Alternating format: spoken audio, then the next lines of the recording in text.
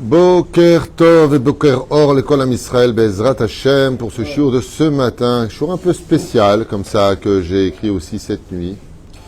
En ce mercredi 28 août et 24 du mois de Av, shiur acheté par Elodie Sika pour l'élévation de l'âme de son grand-père, Shimon ben Rachel Zichrono Livracha, Roi Hashem Tenacheno Began Eden Elion Vechol Ashorvim Imo, Bichlal Arachamim Vaselichod Vechen Yehiratson Benomar Amen, de la part de ses trois petites filles, Elodie Chana, Fanny Simcha et Pauline Levana.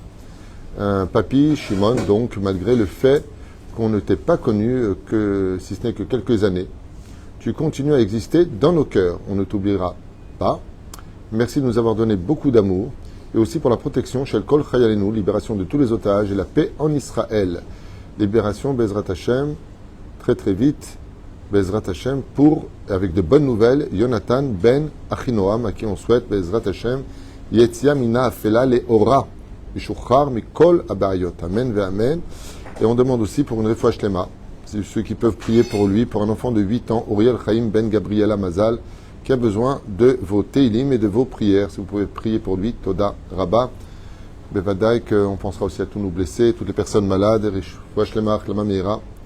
Bezrat Hashem, Moratimi aussi Gamken. On commence notre shiur avec une question à propos de la Teshuvah, donc des Slichot. C'est qu'avant de pouvoir demander correctement pardon, comme on l'a expliqué à maintes reprises, savoir demander pardon, même là il faudrait savoir prendre des cours parce que les gens ne savent pas forcément demander pardon. Il y a des pardons très protocolaires. C'est-à-dire de dire à l'autre ce qu'il a envie d'entendre, on va lui dire, mais pour se débarrasser, mais le cœur n'y est pas. Dans la Torah, c'est le contraire. Dans la Torah, il faut vraiment que quand tu demandes pardon, c'est un des examens les plus minutieux dans le ciel qui est observé par le Créateur du monde. Quand tu demandes à Hachem, Chatati, Aviti, Pashati, tout de suite, Akadosh Baruch Hu regarde ton cœur et pas tes lèvres. Est-ce que tu penses ce que tu dis? C'est très important parce que malheureusement, dans les conflits familiaux, on en vient souvent à dire, bon, allez, qu'est-ce que tu veux? Tu veux que je dise pardon? Allez, pardon. Mais tu lances une procédure de quoi? De formalisation? C'est quoi le but? Alors mieux vaut prendre bien sûr de la monnaie que rien prendre du tout. C'est mieux que rien, ce qu'il a quand même dit. Mais ça peut être dit aussi de façon manipulatrice. Ça veut dire, je vais te demander pardon. Comme ça, je pourrais dire plus tard, je vais même demander pardon. Il faut faire très très attention à ça. Le problème qu'il y a, c'est que pour être capable de demander pardon, de faire teshuva, il faut croire en la personne avec qui on parle. C'est-à-dire que si je ne crois pas en Dieu, si ce n'est que je vais y adhérer de façon philosophique, ça veut dire, pas tout le monde est fou, il y a quand même trois grandes religions, ils ne sont pas tous fous, il y a des sectes, ils ne sont pas tous fous, tout le monde croit en quelque chose. Même les athées croient au fait qu'il n'y ait rien, mais ils croient en quelque chose. Ce qui fait que la définition par excellence de pouvoir demander pardon à quelqu'un, c'est d'estimer qu'il existe. Par exemple, si une personne à qui j'aurais fait du mal n'est plus sur mon horizon, je ne peux pas lui demander pardon, je ne sais pas où il est. Et il y a d'autres cas qui sont encore beaucoup plus graves. Comme disait le Rav Kook, Zecher Tzadik Vekadosh Ivracha, qu'est-ce qu'il y a pire que la haine? L'indifférence. L'indifférence, c'est, contrairement à la haine, c'est haïr celui qui est en face de toi. Donc, comme il vit, tu le hais. L'indifférence, c'est que malgré le fait qu'il vive, il est déjà mort.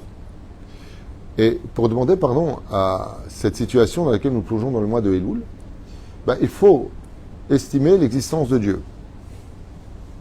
Et malheureusement, il y a, à travers beaucoup de souffrances que les uns et les autres passent, une espèce de révolte intérieure où on a envie de dire, il est où Dieu? Pourquoi est-ce que les causes et effets sont très souvent abordées par ce genre de pensée abstraite ou concrète? Ça veut dire que des fois, on se le cache, on n'est même pas au courant. Il y a des gens qui ont découvert, après des années de religion, qu'ils n'étaient pas croyants. C'est pas une blague, ce que je vous dis.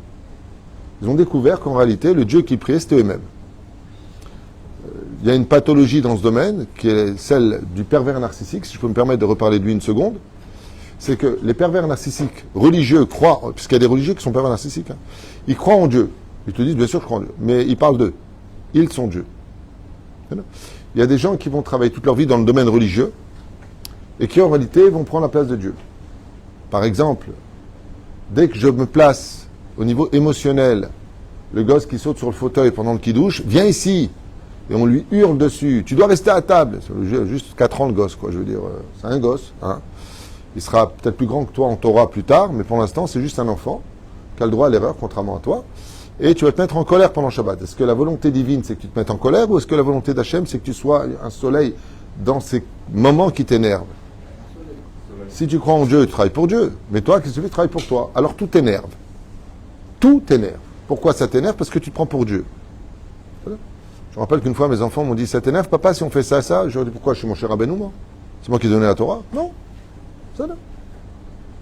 Local. Alors, le problème qu'on a, c'est que, ou, d'un côté, on fait des choses et il ne se passe rien. Tu te lèves ou tu ne te lèves pas. Tu manges kasher ou tu ne manges pas kasher. Tu es shomer Shabbat ou pas shomer Shabbat. Il ne se passe rien. Dans l'absolu. Il va se passer des choses. Mais si tu dis, voilà, il est religieux, il a pris de l'argent, il a gagné de l'argent, voilà, plein de gens qui ne sont pas shomer Shabbat, ils gagnent de l'argent aussi. Si tu dis, il met cette filine, eh bien, grâce à Dieu, il s'est marié, excusez-moi, il y a plus de non-religieux qui se marient que de religieux qui se marient aussi. C'est-à-dire que, au niveau, quand tu lèves les yeux sur l'horizon, il est très difficile de donner une place à Dieu, parce que c'est pas parce que tu es dans la Torah que tu iras mieux que les autres. Après la mort, oui, c'est sûr. Mais les autres vont te dire qui est revenu pour nous le dire. Donc c'est quand même des situations qui sont très ambiguës, et donc qui vont nous empêcher de faire une réelle et sincère teshuva. Par exemple, souvent, quand je dis souvent, c'est pas tellement souvent, mais c'est souvent venu à mes oreilles quand même. Voilà, je mets le kissouille, j'en ai marre, je me sens moche, je me retrouve pas. Puis ma voisine, juste en face, elle a pas de kissouille, elle est pas pudique, elle a une Mercedes, elle va tout le temps en vacances, elle a plein d'amis, elle vit, elle est heureuse, elle est souriante, et moi j'ai une tronche de tchabéab. On dirait mémé Giget et une tronche de tchabéab. C'est énervant. C'est énervant parce qu'au fond de soi, on a envie de dire une phrase qu'on n'ose pas dire, mais il est où Dieu? Où est la justice divine? Sur ce, bien entendu, tout le monde le sait, Tzadik Veralo, Rachafet Torvlo, oui, on peut en faire des choureux pendant des heures et des heures. Là, Mazekara. La première réponse, qui est la plus évidente, c'est un mot. Si tu faisais Torah ou mitzvot et que Dieu se dévoilait partout où tu es, il est évident que tout le monde ferait tchouva et qu'on n'aurait plus le mérite de la Emouna. C'est quoi la Emouna? La Emouna n'intervient que quand l'illogisme est devant nous. C'est pas logique. 2 et 2, 5, faut y croire. Parce que c'est pas logique. Ce qui fait que si tu mets le kissouille, tu mets les tefilines, tu es shomer Shabbat, tu es blindé, tout va bien dans ta vie, tout le monde va le devenir. Pourquoi? Eh bien parce que si tu n'es pas dans la Torah et que la Torah, de par son pshat, s'exprime, tu fais pas la Torah Mizot, tu meurs. Imaginez que Chaz Shalom, tout de suite, dès que tu n'es pas shomer Shabbat, tu meurs. Toutes les semaines, Chaz Shalom, enterrement de celui qui n'est pas shomer Shabbat. Est-ce qu'on va tous être shomer Shabbat? Ben oui. Mais est-ce qu'on le fait pour Dieu ou est-ce qu'on le fait pour la Emouna? Est-ce qu'on aurait du mérite d'aller l'être? Non. Pourquoi? Ça devient de la dictature. Tu fais pas, je te coupe la main. Tu vas pas, je te coupe le pied. Tu fais, je te coupe la tête. T'arrêtes pas de couper. Donc, tu as aussi coupé la Emouna. Tu as aussi coupé la fonction pour laquelle Dieu t'a créé. Qui est d'ailleurs, pour ceux qui ne savent pas, mais le salaire le plus important de toutes les mitzvot de la Torah. On a 613 mitzvot dans la Torah. Quel est le salaire le plus élevé de tous? Perdez pas de temps, ça s'appelle la Emouna. La Emouna, c'est par excellence l'essence de toutes les mitzvot. On peut faire des mitzvot parce qu'on a l'habitude de les faire depuis qu'on est petit, papa nous a dit de le faire. Mais comme le dit le Ben Ishraï, que ce qui va donner vie à la mitzvah, c'est réellement, je me rappelle une fois, je me permets de faire une parenthèse, quand on a fait tchouva, on parlait de Torah à table, et mon père, que Dieu repose son âme, écoutait sur le fauteuil. Et à un moment, il s'est retourné vers nous, il nous a dit, vous croyez vraiment tout ce que vous dites? Et j'ai trouvé sa réflexion extraordinaire. Parce que, quand tu lis les Midrashim, je veux dire, des fois, c'est un peu Tintin et Milou, quoi. C'est Walt Disney. Des choses incroyables. Bilam qui volait dans les airs, Pinchas qui le rattrape avec une épée. Qu'est-ce que t'as vu, toi? T'as vu qui? Pinocchio qui est fait par le bain? Yona. Bon, ça peut arriver. C'est déjà arrivé à un plongeur il y a 10 ans, il se fait avaler par une baleine. Mais c'est pas le problème. Je veux dire par là que, non, on parle de choses qui sont vraiment abracadabrac. Jusqu'à aujourd'hui, les scientifiques essaient de prouver que les 10 plaies n'ont pas eu lieu, si ce n'est que de façon rationnelle et de façon explicable. Ce qui fait que, ce qui dérange la science, justement, c'est ce côté de foi qui n'a pas sa place, parce qu'il faut savoir que la science est une forme de religion. C'est là. Et c'est très compliqué. C'est très compliqué quand on nous parle que la Terre a 5000, depuis la création de l'homme, 5784 ans. Mais vous plaisantez ou quoi? On a des ossements, grâce au carbone 14, qui les limitent à 100 millions d'années. Donc comment tu me places 100 millions dans 5000? On parle d'une pièce de monnaie. C'est très compliqué quand tu vas au musée de la découverte et que tu vois des animaux préhistoriques. Il y a des réponses à tout ça, bien sûr. Hein. Des réponses très claires, très nettes et rationnelles à tout ça. La Torah a raison. La Torah a raison. La science ne fait que la rejoindre par un autre chemin, c'est tout. Et encore, ça dépend de quoi on parle. En tout cas, ce qui est sûr, c'est que pour pouvoir demander pardon, il faut donner vie à la personne à qui on veut parler. Parce que si pour moi il est mort, je n'ai aucune raison de lui demander pardon. C'est-à-dire, ou alors si je ne crois pas en lui, je n'ai pas de raison de lui demander pardon. En général, vous savez à qui on a le moins besoin de demander pardon? Aux gens de qui on a le moins besoin sur Terre. Quand tu as besoin de quelqu'un, quand tu as besoin d'une personne, tu vas facilement lui demander pardon. Pourquoi? Tu ne veux pas perdre cet intérêt qui te lie à lui. C'est important de le savoir. Et c'est pour ça que Dieu nous dit, dans Masechet Ta'anit entre autres, première page, que tout est entre mes mains. Tu veux un enfant, c'est moi qui décide. Tu veux te marier, c'est moi qui décide. Tu veux une parnassa, c'est moi qui décide. Revenir à la vie, c'est moi qui décide. La pluie, c'est moi qui décide. Ainsi de suite. Tout, akol beyadi. Hashem zanum farnes la kol.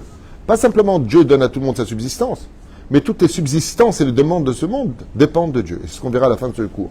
Alors, si je veux, Bezrat Hashem, adhérer à Hashem, j'ai entendu cette question-là à maintes reprises. Pour des enterrements, lo alenu velo alechem, j'ai entendu cette question. Pourquoi Dieu nous a pris? Il est où Dieu? Pourquoi il n'a pas sauvé nos chayalim? Pourquoi il n'a pas sauvé les juifs de la Shoah? Pourquoi il n'a pas sauvé des attentats? Pourquoi il n'a pas sauvé le 7 octobre? Pourquoi? Lama. Et la vraie question qui est posée, c'est en réalité, toi, t'es où? Pourquoi? Parce que Rabbi Nachman explique que, surtout à la fin des temps, il y aura ce qu'on appelle Astarat Panim. L'Astarat Panim, ça veut dire que le créateur du monde se cachera. Le but de la création du monde, c'est de laisser place à la foi, c'est-à-dire à l'aïmouna. Pour laisser place à la foi, je dois créer un vide qui doit se remplir par ma foi. Ce qui fait que si Dieu se montrait, tout le but de la création du monde n'aurait absolument pas lieu d'être. C'est pour cela qu'il y a une phrase que je vais dire dès maintenant, qu'on a lue la semaine dernière dans Parashat Ve'ekel. Ve'ata Israël, et maintenant Israël, Uma Hashem Elokecha Shuel Meimach, et qu'est-ce que l'Éternel, ton Dieu, te demande, si ce n'est que de le craindre. C'est bizarre comme situation. Pourquoi on nous demande cette phrase? La seule chose que Dieu te demande vraiment, bon, il y a une suite à cela, hein, bien sûr, mais pourquoi on nous dit que la seule chose que Dieu te demande, c'est de le craindre? Dieu ne te demande pas de l'aimer. Si, c'est marqué plus tard, mais c'est marqué en route de secours, comme étant le secondaire. La réponse est très puissante. Et pour avoir des puissantes réponses, il faut avoir d'abord des questions. Uma, ve'ata, maintenant. Qu'est-ce que l'Éternel maintenant veut dire en tout temps? Qu'est-ce que l'Éternel, ton Dieu te demande, si ce n'est que de le craindre? Mais pourquoi tu veux que je craigne? Pourquoi tu veux que je le craigne? J'aurais pu dire que je crois en lui. Ve'ata Israël uma sheta'amin bo, va'yaminu b'Hashem uve Moshe avdo. Réponse tellement évidente en réalité. C'est que vous allez même vous dire la suite, vous allez comprendre pourquoi on dit qu'est-ce que l'Éternel ton Dieu te demande si ce n'est que de le craindre, point d'exclamation. C'est que Hakol min hashamaim chutz mirat shamaim. Donc, qu'est-ce que veut dire le mot craindre Dieu? Synonyme, libre arbitre.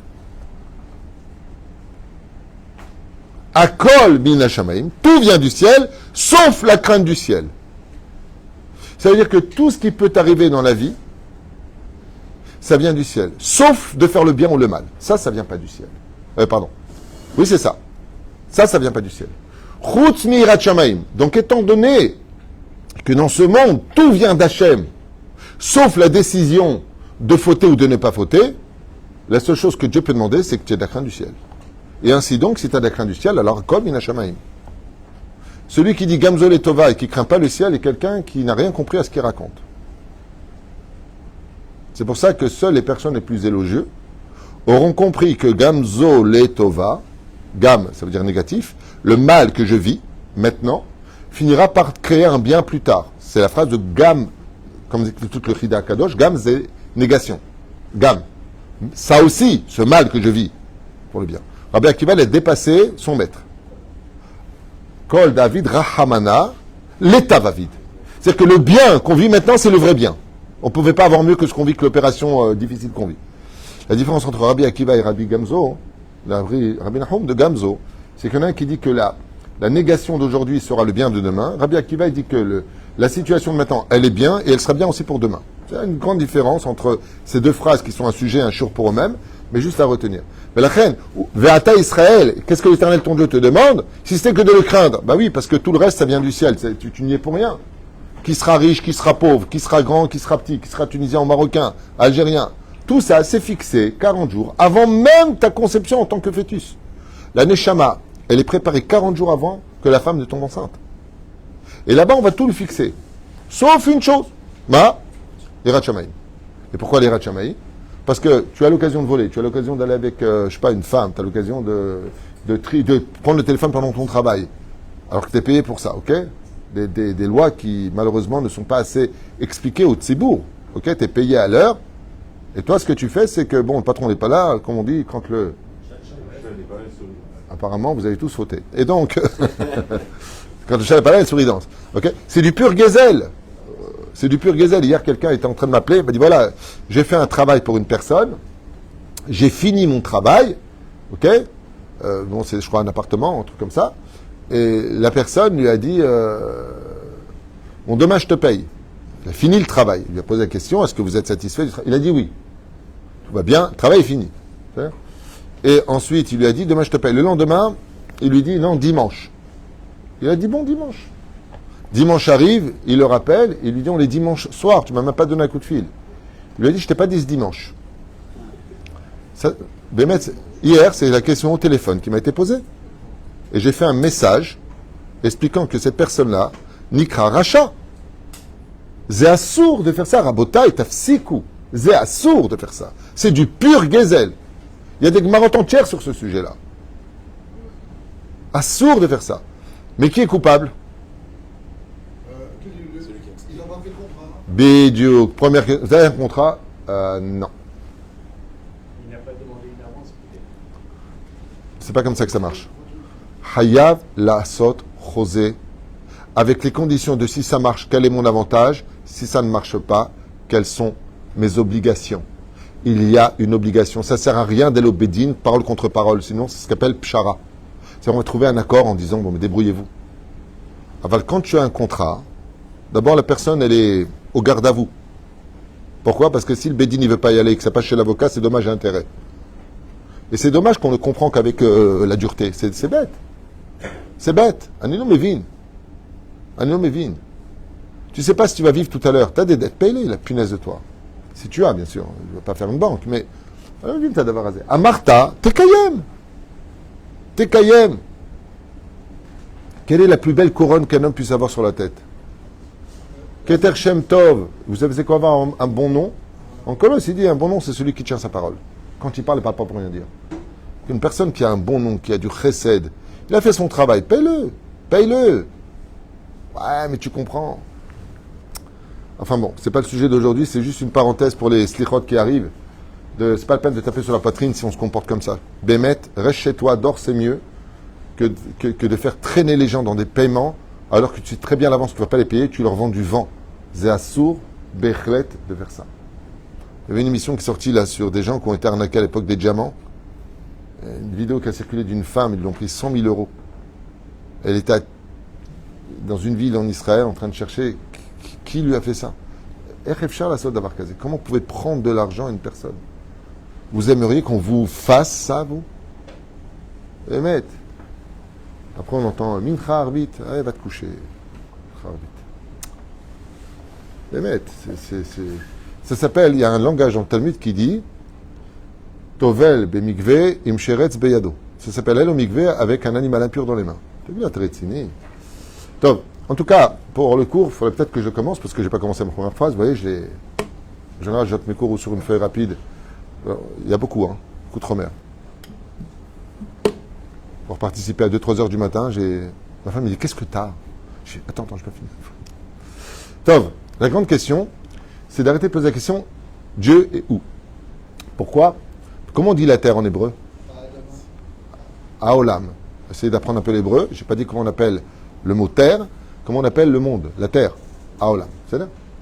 On vit sur une terre qui s'appelle Aolam. C'est là. Il y a le mot Eret, il y a le mot Adama. C'est là. Aval, aval, aval. Le monde s'appelle Aolam. Pourquoi on l'appelle Aolam? Milshon Ne'ilam, qui veut dire le monde où Akadosh Baruch Hu est obligé de se séparer de façon abstraite pour laisser naître la vie. En d'autres termes, une femme qui veut tomber enceinte, si elle est pleine partout dans son ventre, il n'y a pas d'endroit pour exploiter l'évolution du fœtus qui deviendra un bébé. Donc la femme va créer ce qu'on appelle un halal, c'est-à-dire un vide. C'est là. Et ce vide-là va créer la vie. Donc le Créateur du monde est obligé de se cacher, parce que s'il se montrait, on ne pourrait pas tenir. Le monde ne pourrait pas tenir. Et c'est ce qui s'est passé pour les 2 premiers commandements. Quand Dieu a répondu « Je suis l'Éternel, ton Dieu », la moitié du peuple est mort. Quand il a dit « Tu n'auras pas d'autre Dieu sur ma face », l'autre partie du peuple est mort. C'est-à-dire que tout le monde est mort. Si Dieu se dévoile, eh bien, l'humanité ne peut pas supporter sa présence. Donc c'est pour ça que mon cher Rabbeinu est tombé sur sa face. Il s'est caché le visage. Lama, kilo ir aniat dam vachai, dans ce monde-là dans lequel je vous ai créé, qui est défini par un univers, si Dieu, qui est omniprésent et omniscient, se présente, c'est la fin de l'humanité. Donc Dieu est obligé, pour laisser naître l'humanité, de se mettre de côté. Dans la Chassidoute, on t'apprend quelque chose de nifla, c'est que le fait que Dieu soit d'une certaine façon abstrait à tes yeux, à ton regard, à ton écoute, et ainsi de suite, même s'il est dans toutes les matières, qu'on va l'expliquer maintenant, eh bien, cela vient tout simplement te faire un clin d'œil, que si papa se cache, c'est pour que tu le dévoiles. Ce qui fait que le but de l'humanité, dans la réelle teshuva de chacun de nous, c'est de dévoiler Hachem. Et comment je vais le dévoiler? D'un côté, il y a marqué « Ki bekochi votsemedia siti et achai lazé ». C'est grâce à moi et à ma force que j'ai réussi. Est-ce qu'on doit le dire ou pas ça? Absolument, dit Denisra Kabarbanel et beaucoup d'autres commentaires. Mais c'est la suite par contre. Pen tishkar, de peur que tu oublies que tout ce que tu as, c'est Dieu qui te l'a donné. Si tu lis la suite du verset, tu comprendras qu'une personne a tout à fait le droit de dire « J'ai parfaitement réussi ». J'ai parfaitement réussi, mais il manque une phrase. Grâce à Dieu. C'est ce que dit la Torah, hein, ce que je vous dis, c'est marqué noir sur blanc dans le texte. De peur que tu oublies que c'est l'Éternel, ton Dieu, qui t'a donné l'intelligence d'avoir eu cette idée, qui a organisé ce rendez-vous, qui a fait en sorte que ça marche, que le Mazal soit présent avec toi. Tout vient d'Hachem. Mais toi, Bevadaï, que c'est comme la personne dit t'as vu la baguette que Dieu il a fait? Tu dis à la personne, tu te prends pour Dieu? Bah, le boulanger, il a fait une baguette. Qui a fait la baguette? C'est le boulanger ou c'est Dieu?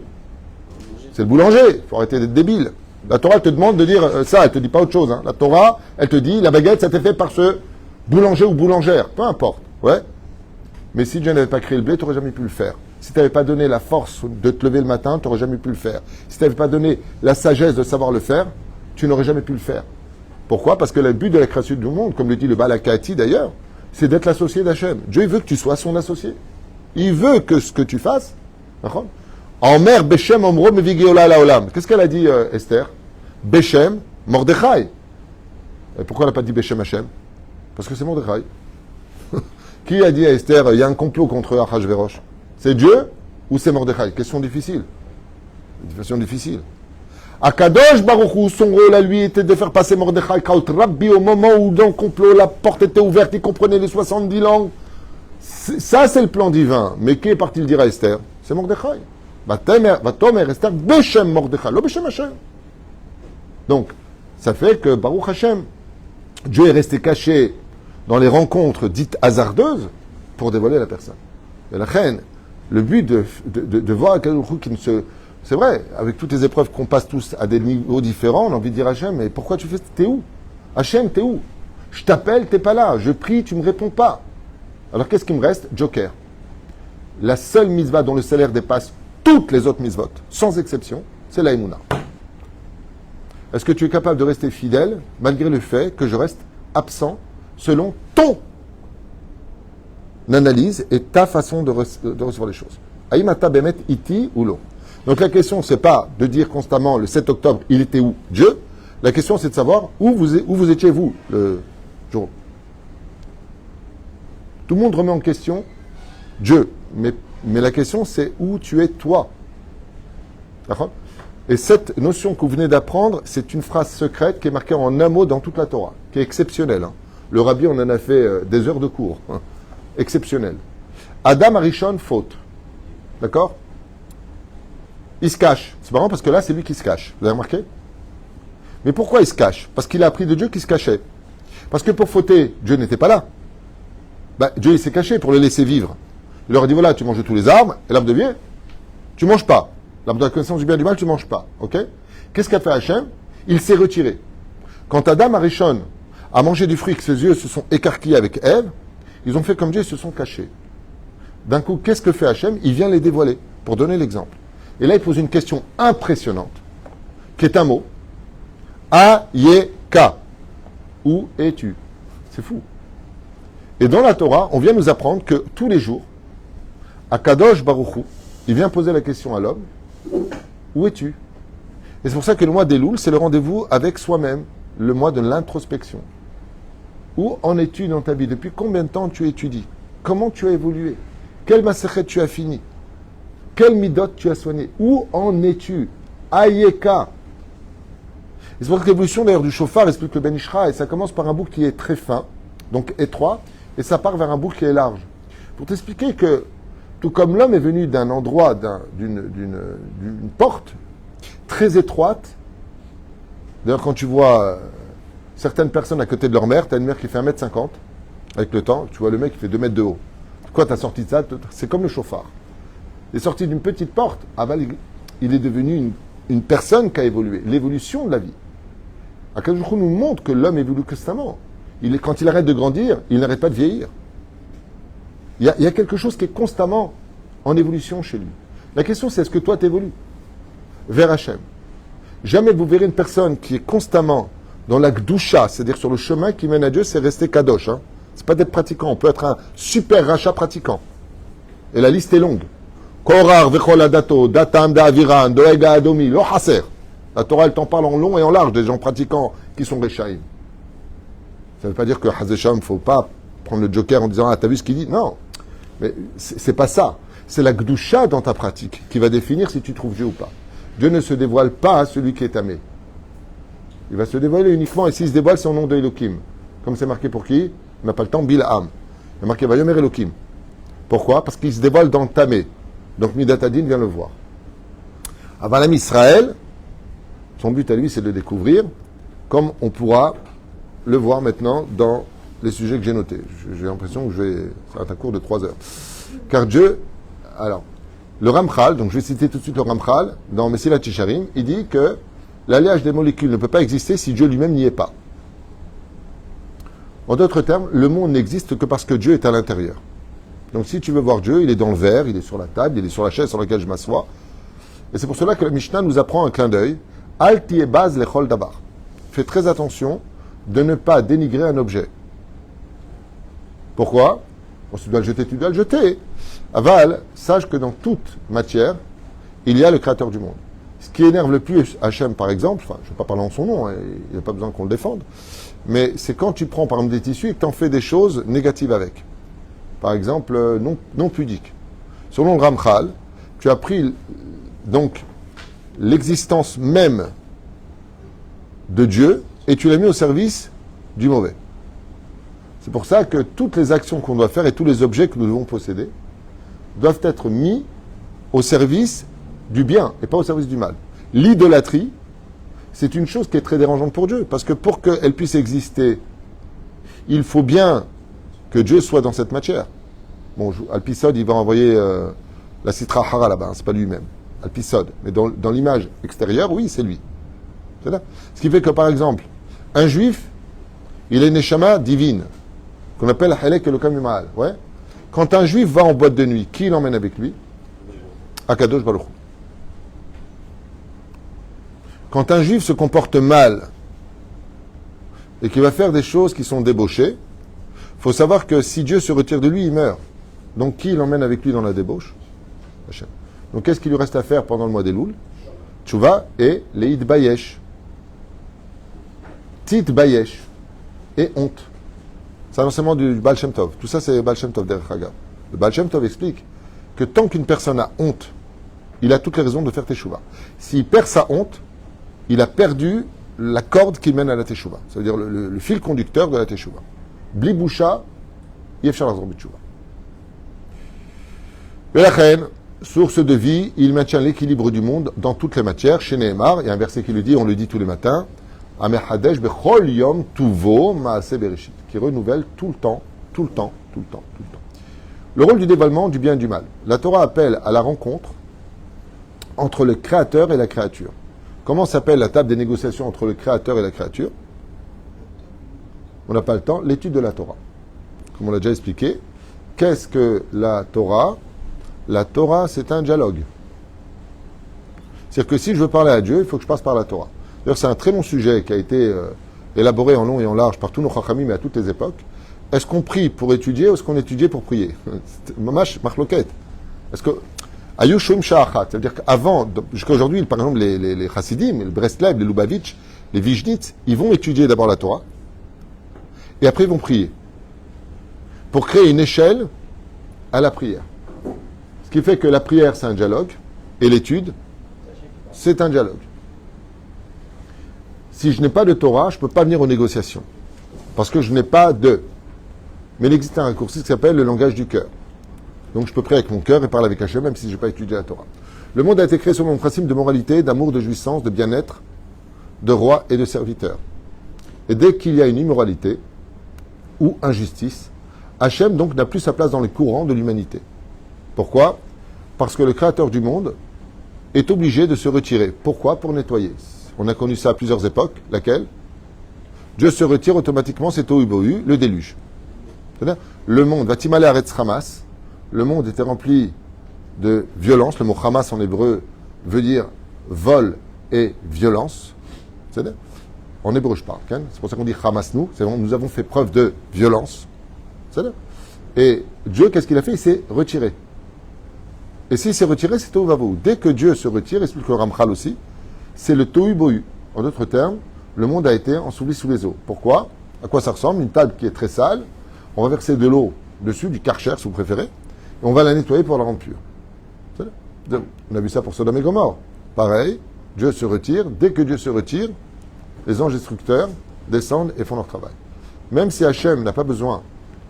Donc, il y a un sujet que j'avais noté, je ne sais pas pourquoi j'ai mis ici à émettre, mais parce que quand j'étais en train d'étudier j'ai noté ça, hein, mais ça ne rentre pas tout à fait dans le cours. C'est de savoir est-ce qu'on a le droit, nous par contre, pour celui qui étudie la Torah entre autres, est-ce qu'on a le droit de défendre Hachem, c'est-à-dire de trouver des excuses à Dieu? C'est une grande question. Est-ce que Dieu, c'est un peu une insulte de dire Dieu a raison. Il n'a pas besoin. C'est des fois tu parles, tu fais un cours de Torah, et tu as toujours une personne qui va dire « Ah, ça c'est vrai ». Est-ce que c'est péjoratif ou positif de dire ça à une personne qui a fait 1 heure de cours? Ben, quand tu dis « Ah, ça, c'est vrai », au niveau de la vie, c'est simple. On sait très bien que tout est vrai pour lui, mais là, ça le concerne personnellement, il s'y retrouve, donc il va dire « Ah, ça, ce que tu dis qui est en rapport avec moi, est vrai ». Mais de façon générale, d'ailleurs je réponds toujours, merci pour le reste, quand tu dis « Ah, ça, c'est vrai », ben, ça veut dire que le reste, c'est pas vrai. Ben oui, parce que tu viens de définir. Donc tu sors les autres du contexte, ça s'appelle la pouké. Tamotsi. C'est ça? Et la reine, est-ce que si je dis, ne serait-ce de dire simplement Dieu a raison, est-ce que j'ai le droit de le dire? C'est une grande question. Il y a des commentaires qui disent que c'est absurde de dire ça. Ça veut dire quoi Dieu a raison? Il a besoin de ta permission? Il a besoin de ton autorisation? Est-ce que Dieu a besoin d'avocat? Alors, il a fait. On parle d'honneur. C'est pas Dieu qu'on défend, c'est l'honneur d'Hachem. C'est le nom d'Hachem. La reine Katouv, même si Akadosh n'a pas besoin d'être défendu, pour être justifié, on a le droit de légitimer. Hein? Oui, mais il n'a pas dit Dieu a raison. Faire très attention, Dieu n'a pas besoin d'avocat. Il a existé, il existera toujours, il aura toujours le dernier mot. Il y a quelqu'un qui m'a appelé il y a 2 semaines de ça, une sadika, que Dieu la bénisse, une enfant de 12-13 ans, qui a perdu son père, qui est mort d'une maladie, a perdu sa grand-mère, qui était son phare. Et elle est rentrée dans une révolte terrible.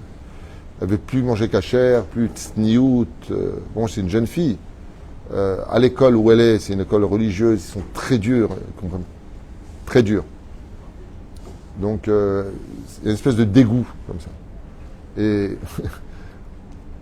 c'était peut-être minuit, sa maman m'appelle. Je peux vous passer ma fille, ça va pas du tout, on la contrôle plus, elle veut tout jeter, elle veut plus rien entendre, elle veut plus manger cachère, le lait, la viande. J'ai parlé avec elle et je me suis retrouvé à être l'avocat du créateur du monde. Et j'étais embêté parce que, bon, je parle à une adolescente, mais Dieu, il n'a pas besoin qu'on prenne sa défense. Pas besoin qu'on prenne sa défense. Mais de l'autre côté, je lui ai expliqué plusieurs choses. Je lui ai posé d'ailleurs une question, je lui ai dit, si ton père et ta grand-mère étaient là, est-ce qu'il serait content que tu sois dans la Torah ou en dehors de la Torah? Elle m'a répondu, dans la Torah. Je lui ai alors fait comme tu veux maintenant. Voilà. La pauvre. À force de prendre des coups, la vérité, c'est difficile.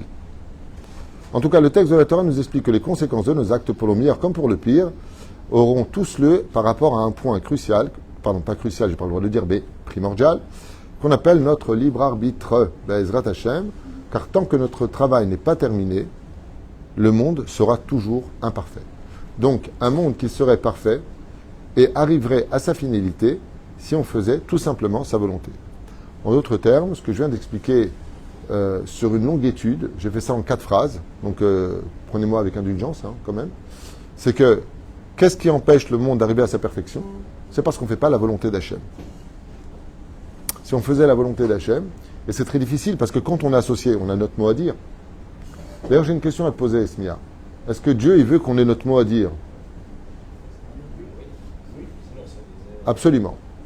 Absolument. Dieu accepte l'idée que tu ne sois pas d'accord. C'est pour ça qu'il a créé la teshuva. Tu n'es pas d'accord, je le conçois, tu es humain. Maintenant, fais teshuva, c'est pas joli. C'est vrai à quoi ça ressemble. Un enfant, parce que moi, quand j'étais jeune, ma mère, elle me disait, tout ce qu'on te demandait enfant, tu disais toujours, descends la poubelle. Non. Non. Esprit de contradiction. Non. Mais je le faisais toujours. Alors j'ai dit, pourquoi tu ne me corrigeais pas? Parce que tu le faisais. On a le droit de dire non, mais fais ce que Dieu te demande. C'est rouge à d'avoir que, Bémet, la notion du libre arbitre, comme le dit la Gemara dans Sanhedrin, Rachamana libabae. L'Éternel ton Dieu, il veut ton cœur. Il veut ton cœur, il ne veut pas une dictature. Manien, Hachem est observateur de nos libres actions et intervient quand cela devient nécessaire. Et cette phrase-là, elle est extrêmement puissante. Le créateur du monde intervient quand ça devient nécessaire. Alors qu'est-ce que je lui dis à ce propos? C'est bien, hein, c'est très intéressant. Une des raisons pour laquelle le Mashiach met du temps à venir, hormis tout ce que l'on connaît, que tout le monde fasse ses chouvas, parce que quand il viendra, on passe à Midatadin, patati patata, il y a un enseignement, que j'ai oublié d'ailleurs, qui est ce géant de la Torah qui enseigne ça. Il dit, tant que l'humanité peut agir, Mashiach, il n'a pas besoin de venir. Ça veut dire que tant que tes recettes de grand-mère marchent, tu n'appelles pas le médecin, quoi. Mais le jour où l'humanité n'aura plus d'issue, Mashiach sera obligé de se dévoiler.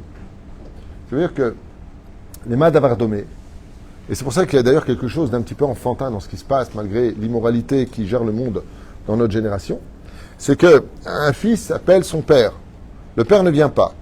Papa, il vient pas. Papa, il vient pas. Qu'est-ce que fait le fils? Il marche sur le fil du lampadaire, et le lampadaire tombe par terre, on entend un bruit fracassant.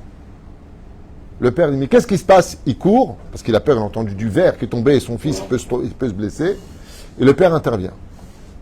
Il dit que même le Yetzeratov, entre guillemets, si des fois on fait des péchés, des choses qui ne sont pas bien, c'est un peu pour provoquer la venue de papa. C'est-à-dire que comme Hachem il vient pas, alors par le biais de casser quelques pots, si je peux me permettre le mot, ça ne vient pas justifier, attention, ça se paiera aussi. Il faut faire tchouva là-dessus, attention.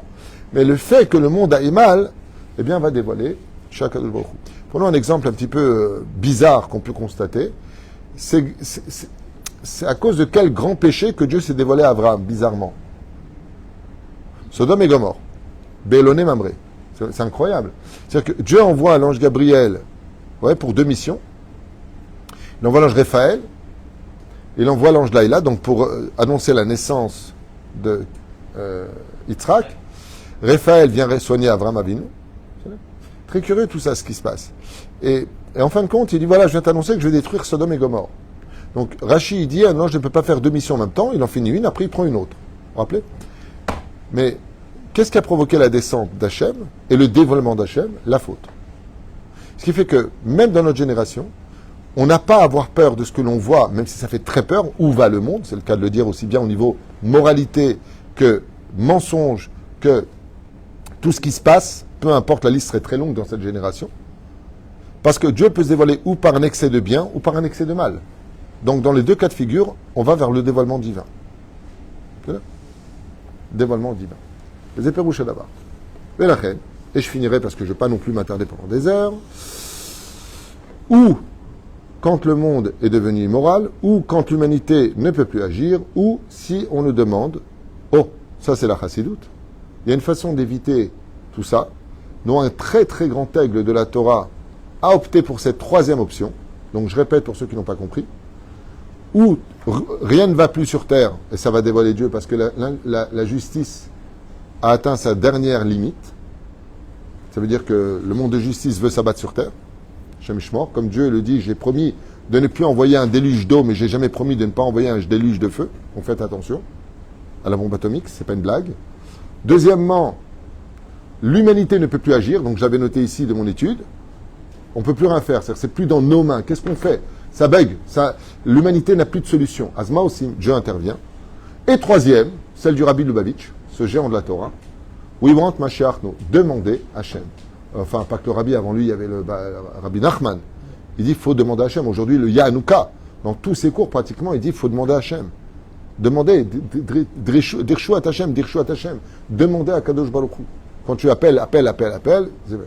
Hachem nous dit qu'il se cachera, qu'il cassera sa face de vous, si vous n'êtes pas méritant. Mais si vous êtes bon et pieux, il y aura ce qu'on appelle, à la fin des temps, enseignement de Rabbi Nachman de Breslev, si vraiment vous êtes échouva, c'est ce qu'on appelle le Giloui Panim. C'est-à-dire qu'il y aura un dévoilement du Créateur du monde, ce qui se passera à la fin des temps, Vatimale Haaretz, et le ciel et la terre sera remplis de la connaissance de Dieu, comme l'eau recouvre tous les océans. Velachem Bezrat Hashem, Zema, Shiyitse, Be'acharit, Ayamin. Donc ici, on a appris dans ce chiour quand même plusieurs couloirs du dévoilement. Demander à Hashem, c'est le plus pacifiste.